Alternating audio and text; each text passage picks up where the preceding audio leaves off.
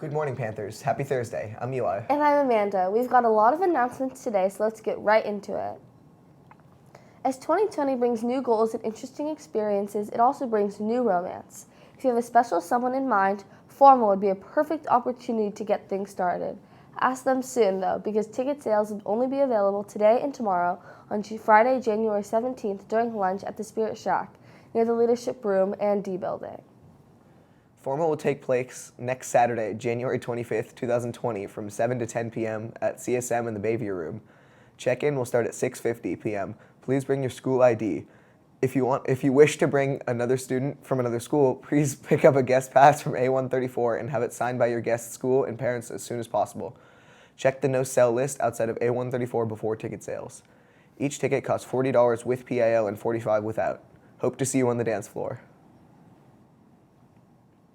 After a nice slow dance, what better way to spend the Monday after Formal on January 27, 2020 from 9 to 2 p.m. at Cisco for Tech Innovation Day.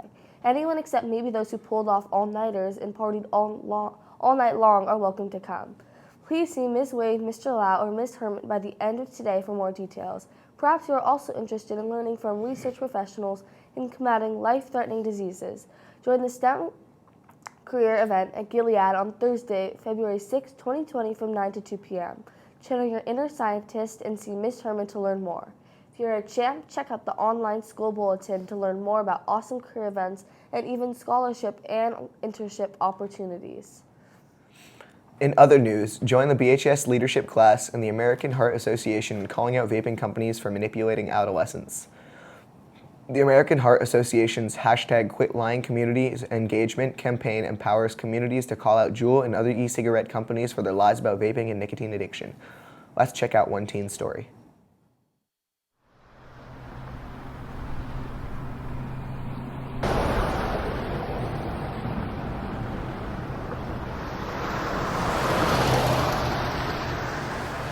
And it was just a short while after that one of the nurses looked at me and she said, "You're not going home tonight. We're going to admit him, and he's probably going to be admitted to the PICU." Really sick at that point. He was very hypoxic. His oxygen level was low. He was very, very short of breath, and he needed respiratory support, more than just what we could give through a nasal cannula of oxygen. He was wearing what some people use at home for sleep apnea or snoring, the BiPAP machine, and even that, he was at the maximum amount of support that the BiPAP could give, and his next step, if he had gotten sicker, would have been endotracheal intubation, a tube into the windpipe, and a mechanical ventilator to breathe for him. He was right on the edge.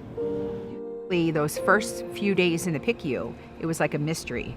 I was beside myself. They asked me to step out of the room so they could discuss teenage items with him. And during that time, he told the doctors that he had been vaping.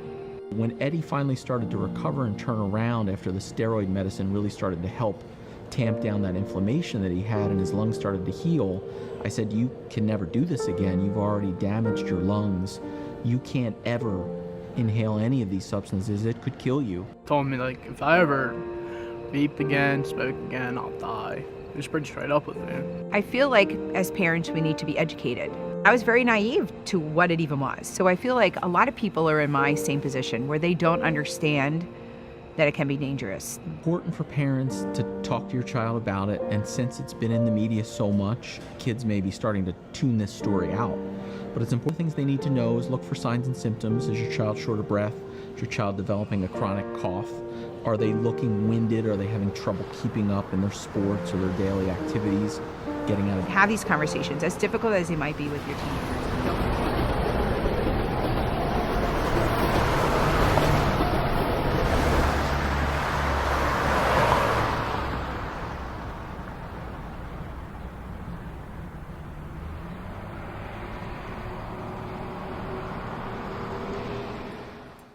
As we challenge our understanding of vaping, let's also appreciate the spacious classrooms our schools that enable us to learn these valuable lessons.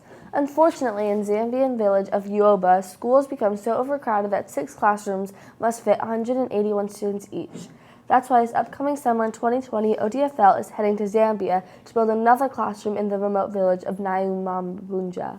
Check out odfl.org/trips or go to ODFL's next club meeting, A115, next Monday, January 20th, for more information about this wholesome mission. A trip to building classrooms in Zambia would make a cool story. Do you have a story? Maybe a piece of art, photography, or writing that is important to you?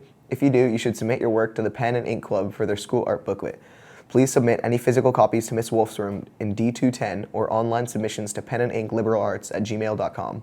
Submissions are due tomorrow on January 17th, 2020. How will you express yourself? Now let's bring it to Kat for sports.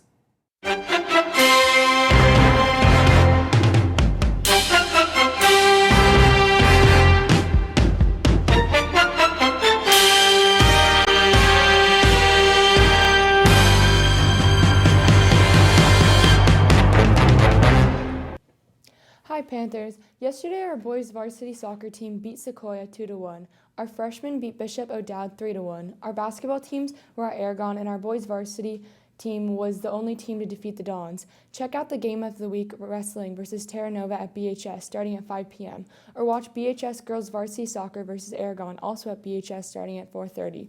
There are sign-ups for sports this week in the gym at lunch. Football and badminton sign-ups are today and softball sign-ups take place Friday. Don't forget to hang around tomorrow when our boys soccer teams will be at home and there will be a quad game against Cappuccino here at BHS.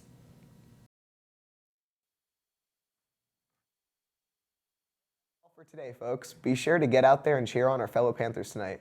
And always, stay healthy, stay hardworking, and stay happy. Have a wonderful day.